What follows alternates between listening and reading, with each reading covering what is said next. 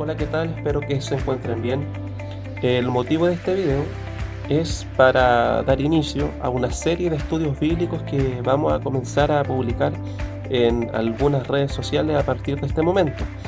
Esta iniciativa se fue gestando a partir de la petición de un grupo de hermanos y por distintas circunstancias se dio esta idea de poder comenzar a publicar estos estudios, con la intención de poder ayudar y bendecir a aquellos hermanos que están interesados en poder profundizar un poco más en la palabra de Dios. Así es que le hacemos la invitación a todos aquellos que tengan la intención o la inquietud de poder profundizar en la escritura y que estén también comprometidos a un estudio sistemático y, y comprometidos justamente de la palabra del Señor. Así que a partir de este momento le hacemos la invitación y por supuesto hacemos la invitación también para poder ver y compartir este material.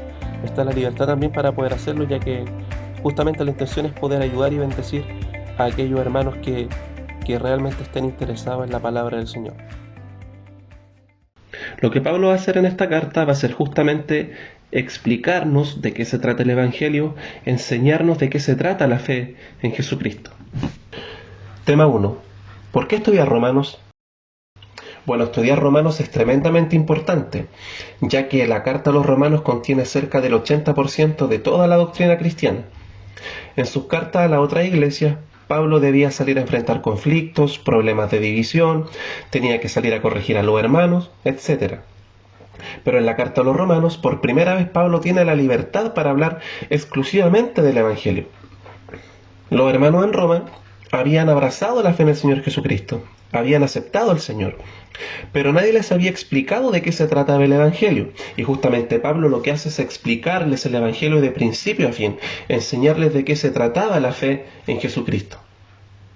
Romanos también nos va a recordar que es muy importante que nosotros centremos todas nuestras doctrinas y todos nuestros deberes cristianos en torno al Evangelio, ya que nos va a demostrar que es muy fácil que yo conozca mucha doctrina y cumpla con todos mis deberes, ir a la iglesia, obedecer a Dios, escudriñar su palabra, etc., pero sin estar basado en el Evangelio, sino que mi motivación para obedecer es el miedo, el temor, el miedo a que Dios me castigue, el miedo a que Dios me quite las bendiciones que me ha dado, o incluso temer de que Dios me quite la salvación que me ha dado. Por el lado contrario, también nos va a mostrar que el deseo de recompensa, o sea, buscar a Dios por interés, buscar a Dios por los panes y los peces, no buscar a Dios ni buscar obedecerle por quien es Él, porque lo ama o no, obedecerle por el deseo de recompensa, porque yo quiero que Dios me bendiga y que Dios me dé lo que yo quiero. O sea, no busco a Dios por quien es Él, sino que lo busco y lo obedezco porque yo quiero que Él me dé lo que yo quiero, o sea, buscarlo por interés. Esa tampoco es la motivación del Evangelio. Romano nos va a demostrar que la motivación más fuerte e irresistible que podremos tener jamás, más que el miedo o la recompensa, es la gratitud. Es un corazón agradecido que ha entendido que Dios ya nos ha amado, que ha entendido que Dios ya nos ha bendecido, que ha entendido que Dios ya nos ha adoptado como sus hijos y que Dios ya nos ha salvado. Por lo tanto, cuando yo entiendo estas cosas, mi corazón se llena de gratitud y de agradecimiento, y de ahí nace la real motivación del Evangelio, que es la gratitud, para obedecer a Dios en respuesta a todo el amor, la gracia y la misericordia que Él ya me ha mostrado. Bien, para poder, leer e interpretar correctamente cualquier libro de la Biblia, tengo que entender el contexto general para no caer en errores de interpretación. Por lo tanto, tengo que saber quién era el autor del libro, cuál era la intención que él tenía cuando escribió ese libro, o esta carta en este caso, y qué es lo que nos quiere decir a través de este libro o esta carta, como es Romanos. El contexto de Romanos es que el autor es el apóstol Pablo, la escribió entre el año 56 y 58 después de Cristo aproximadamente. Pablo se encontraba en Corinto cuando escribe esta carta y él se encontraba en Corinto recaudando fondos para los cristianos necesitados de Jerusalén. Pablo siempre solía hacer esto, por donde él andaba, andaba recolectando ayuda para los cristianos necesitados en distintas partes. Después de este viaje a Corinto, la intención de Pablo, como él lo expresa, era poder ir a Roma, a conocer a estos hermanos, ya que no los conocía.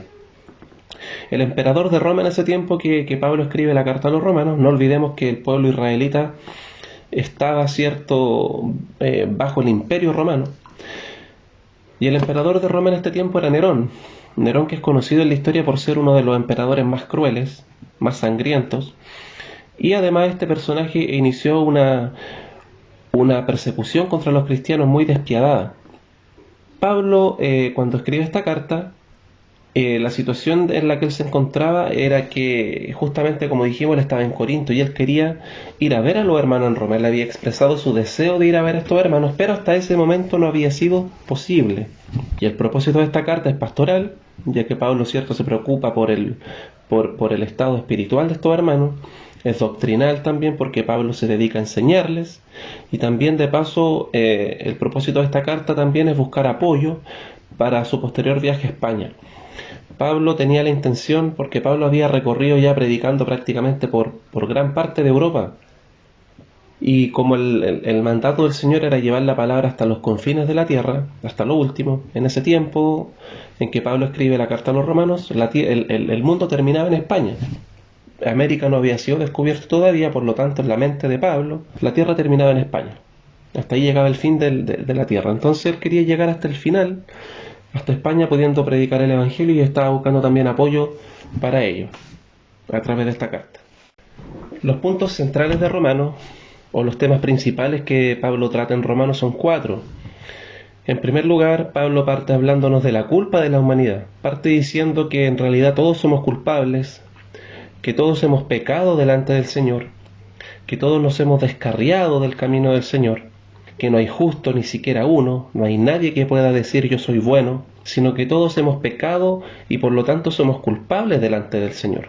Por lo tanto, somos totalmente incapaces de ganarnos el favor de Dios por nuestras buenas obras, por nuestra conducta, por nuestro comportamiento. Somos totalmente incapaces de ganarnos el favor de Dios, de ganarnos sus bendiciones, y mucho menos de ganarnos la salvación. En tercer lugar, Pablo nos empieza a dar las buenas noticias. Si bien es cierto, nosotros somos culpables y estamos destituidos de la gloria de Dios por nosotros mismos, Dios, cierto, envió a su Hijo a morir en nuestro lugar, a pagar por nuestras culpas y por nuestros pecados. Lo que no pudimos hacer nosotros, lo hizo Jesús. Jesús vino a vivir la vida que yo no pude vivir, que usted no pudo vivir. Por lo tanto, se abren las puertas del cielo para nosotros, si creemos y aceptamos al Señor Jesucristo, y por lo tanto recibimos este don gratuito, este regalo gratuito de la salvación por medio de la fe, solo por creer, solo por la gracia de Dios. Yéndonos ahora al primer capítulo de Romanos, vamos a ir a la primera sección, que va desde el capítulo 1, del versículo 1 al 7. Lo que Pablo va a hacer en esta sección, en primer lugar, es describirse a él, presentarse quién es él, y también se encarga de describir el Evangelio. En esto, cierto, Pablo enfatiza que este Evangelio no le pertenece a él, es del Evangelio de Dios. También señala que este Evangelio ya había sido anunciado por los profetas del Antiguo Testamento, y aclara que este Evangelio se trata de Jesucristo. Por último, explica las dos naturalezas de Jesús. Pasamos entonces al capítulo 1, versículo 1. Pablo, siervo de Cristo Jesús. Pablo parte presentándose con lujo de detalle, porque le interesaba que los hermanos en Roma pudieran conocerlo. Pablo, siervo de Cristo Jesús. Aquí Pablo usa la palabra siervo. Esta palabra siervo, que en el original quería decir esclavo, era una palabra que chocó fuertemente en la cultura de Roma en ese momento. Pero el siervo, el esclavo del cual habla Pablo, no es el esclavo al que estaban acostumbrados los romanos o la gente de ese tiempo, sino que acá Pablo se refiere a una esclavitud por amor.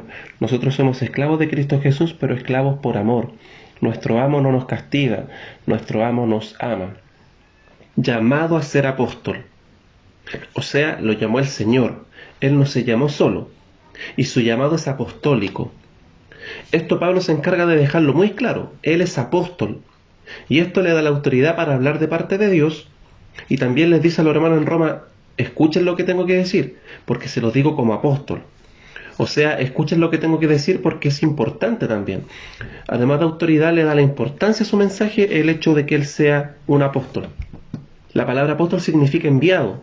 En ese sentido, todos somos apóstoles porque todos somos enviados del Señor. Pero el don apostólico, con la autoridad apostólica de establecer doctrinas, porque la autoridad de los apóstoles no solamente era establecer iglesias, sino también establecer las doctrinas, las enseñanzas sobre las que se iba a cimentar nuestra fe. Esa autoridad se cerró con el canon del Nuevo Testamento y terminó con Pablo, quien fue el último apóstol. El requisito para ser apóstol era haber estado con Jesús, haber vivido con Él, haber aprendido directamente de Él y haber sido comisionado, haber sido enviado directamente por Él.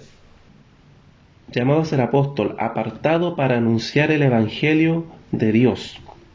Importante, igual él señala aquí que el Evangelio es de Dios. Este Evangelio no es suyo, no se le ocurrió a él, no es invento suyo, no, es el Evangelio de Dios. Versículo 2. Que por medio de los profetas ya había prometido en las Sagradas Escrituras. Pablo aquí le está hablando también a muchos romanos que son judíos. Entonces le está diciendo, este mensaje que les vengo a dar no es ningún mensaje diferente. Es el mismo mensaje que viene desde los profetas del Antiguo Testamento. Cuando ellos hablaban de ese Mesías que iba a venir, ese Mesías es Jesucristo. Por lo tanto, este es el mismo mensaje, no es un mensaje distinto. Versículo 3. Este Evangelio habla de su Hijo. Pablo ya especificó, ¿cierto?, que el Evangelio era de Dios, ¿cierto? Y ahora dice que este Evangelio habla sobre su Hijo. O sea, Jesucristo es el centro del Evangelio. Jesucristo es el protagonista de la Escritura. Desde Génesis a Apocalipsis, el protagonista es Jesucristo, el Hijo de Dios. Este Evangelio habla de su Hijo, que según la naturaleza humana era descendiente de David, pero según el Espíritu de Santidad fue designado con poder Hijo de Dios por la resurrección. O sea, aquí Pablo está hablando de las dos naturalezas de Cristo. En la antigüedad había un dilema. No sabían, porque muchos creían que Dios había sido hombre, había sido humano y también había sido Dios. Pero ¿qué tanto decían? 50 y 50, 40% hombre, 60% Dios, 30, 70, entonces no había mucha claridad. Y aquí Pablo se encarga de explicar que Jesucristo era totalmente hombre, 100% humano y totalmente Hijo de Dios con poder designado por el Espíritu Santo, totalmente hombre, totalmente Dios. Versículo 5. Por medio de él, en honor a su nombre, recibimos el don apostólico, de lo que yo le enviaba, de lo que yo le hablaba recién, para persuadir a todas las naciones que obedezcan a la fe. Entre ellas están incluidos también ustedes, a quienes Jesucristo ha llamado. También estaban incluidos los romanos. Este llamado no era solamente para los judíos, no era solamente para Israel, también era para el resto de las naciones, inclusive también para los romanos. Y Pablo se está encargando de decirles que ellos también están incluidos en este pueblo que el Señor Jesucristo, por iniciativa de Él, ha llamado. Versículo 7. Les escribo a todos ustedes, los amados de Dios, que están en Roma. Los amados de Dios. Dios ya nos ha amado, Él ya nos ama. Nosotros no tenemos que hacer cosas para que Dios nos ame. Yo no tengo que obedecer para que a cambio Dios me muestre amor. Dios ya me amó. Eso dice la Escritura. Dios ya me amó y en respuesta a ese amor, entonces yo le obedezco. Les escribo a todos ustedes, amados de Dios que están en Roma, que han sido llamados a ser santos, santos apartados para Dios, un pueblo apartado para Dios. Finalmente dice Pablo que Dios nuestro Padre y el Señor Jesucristo les concedan gracia y paz. Pablo siempre mezclaba estos dos saludos, gracia y paz, y lo hacía con una intención. Cuando los griegos se saludaban, ellos se decían caris, que quiere decir gracia, y los judíos, cuando ellos se saludaban, se decían shalom, que quiere decir paz. Estos eran saludos típicos de tanto de griegos como de judíos. Es como cuando nosotros nos saludábamos, ¿cierto?, los cristianos, y nos decimos o nos despedimos, ¿cierto?, y decimos bendiciones, o que Dios le bendiga. Es como nuestra forma de saludarnos siempre, bendiciones. Los griegos, ¿cierto?, se decían entonces caris, gracia, y los judíos shalom, paz. Cuando Pablo mezcla estos dos saludos, en el fondo está diciendo, tanto judíos como extranjeros somos un solo pueblo. Aquí no hay dos pueblos, no hay distinción, somos uno solo en Cristo Jesús. En la segunda sección, que vamos a ver a continuación, y que va de Romanos desde el capítulo 1, versículo 8 al versículo 15, Pablo destaca el buen testimonio de la iglesia de Roma.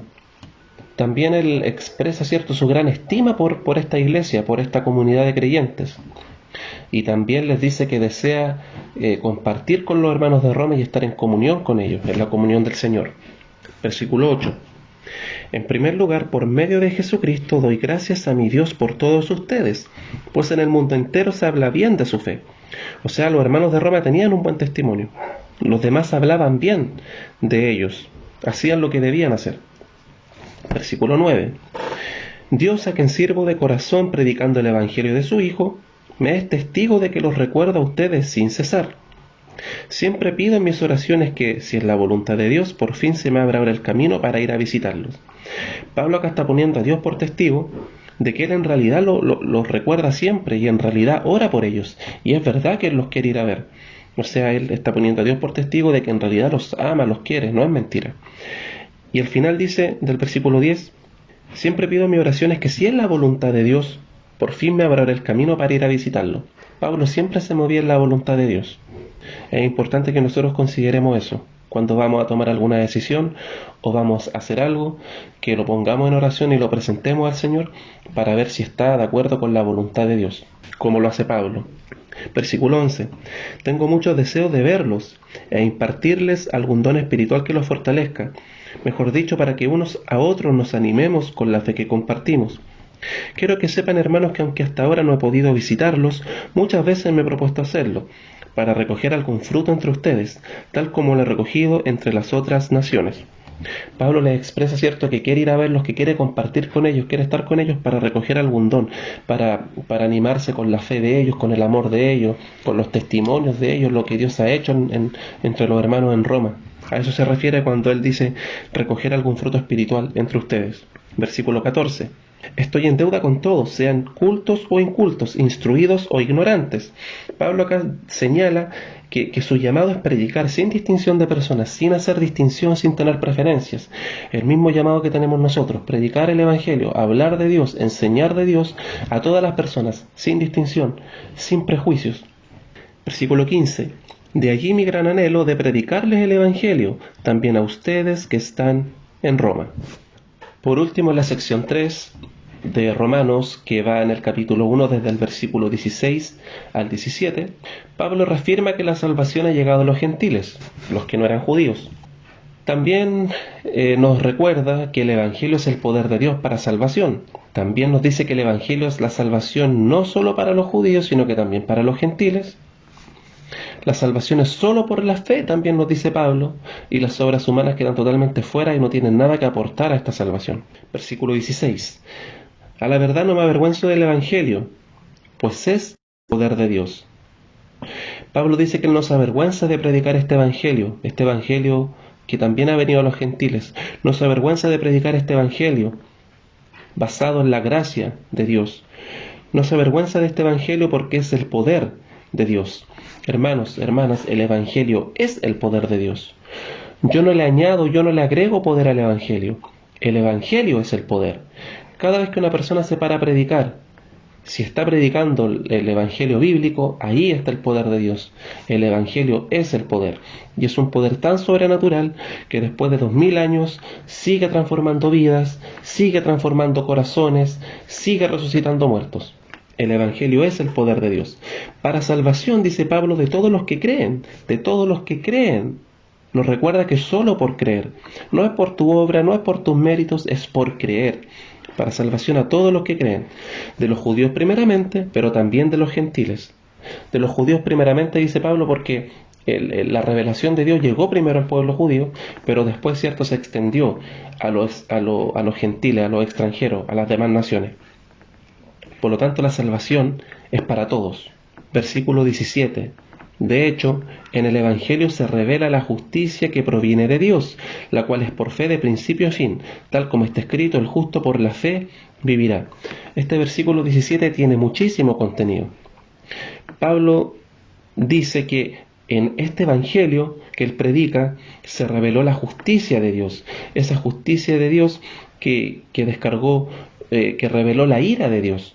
La ira de Dios sobre nosotros, pero que en realidad no la pagamos nosotros, sino que esa ira cayó sobre Jesucristo en nuestro lugar. Y al mismo tiempo esa justicia que nos condenaba y que descargó su ira sobre Cristo en lugar de nosotros, también en esa justicia se revela también la salvación de Dios, también esa justicia que nos salva, esa justicia que nos hace justos delante de Dios gracias a los méritos de Jesucristo. Pablo después va a especificar sobre esto con mayor detalle. Finalmente dice que esta justicia de Dios que nos salva es por fe de principio a fin. De principio a fin, toda nuestra vida continúa y termina con la gracia. Toda nuestra vida parte, continúa y termina con la fe en Jesucristo, de creer que Él pagó mi deuda, pagó por mis pecados, resucitó para darme vida eterna, resucitó con poder de entre los muertos y hoy día reina al lado de Dios Padre, intercediendo por mí. Esa es la fe que nos salva. Si tú lo crees, hermano, eres salvo. Y esa fe, cierto, es de principio a fin. Tal como está escrito, por lo tanto, el justo por la fe vivirá. Y bien, hermanos, esa ha sido nuestra primera clase. Más a modo de introducción, más enfocado en una introducción al libro de Romanos para poder ayudarnos a entender el contexto. Así es que esperamos que haya sido de bendición y que sirva para comenzar a aclarar ciertas dudas sobre el libro. Y la invitación es que usted pueda volver a ver esta presentación en su casa con más calma, con más tiempo, y que también pueda darse el tiempo de volver a leer y meditar en la porción de la palabra que hemos estudiado el día de hoy. Así es que eso es todo por ahora y nos vemos en un próximo video. Que se encuentre muy bien. Bendiciones.